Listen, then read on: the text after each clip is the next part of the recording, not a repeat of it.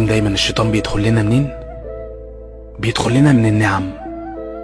والله زي ما بقول لكم كده، يخليك تشوف النعمة بشكل وحش، تشوف ولادك أشقية ومتعبين فتنسى تحمد ربنا على نعمة الذرية، تشوف أهلك متحكمين أو عصبيين فتنسى تحمد ربنا على حبهم واهتمامهم، تشوف البيت بتاعك ناقص حاجة أو ضيق فتنسى تحمد ربنا على نعمة السكن، تشوفي زوجك متعب وتنسي تحمدي ربنا على نعمة السكنة، تشوف مراتك نكدية فتنسى تحمد ربنا على المودة والرحمة، تشوفي شغل البيت متعب وتنسي تحمدي ربنا على نعمة الصحة وولادك اللي بيكركبوا البيت.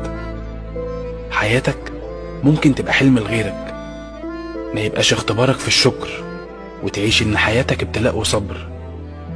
اشكر ربنا. دايما الشيطان بيدخل لنا منين؟ بيدخل لنا من النعم. والله زي ما بقول لكم كده، يخليك تشوف النعمة بشكل وحش، تشوف ولادك أشقية ومتعبين فتنسى تحمد ربنا على نعمة الذرية، تشوف أهلك متحكمين أو عصبيين فتنسى تحمد ربنا على حبهم واهتمامهم، تشوف البيت بتاعك ناقص حاجة أو ضيق فتنسى تحمد ربنا على نعمة السكن،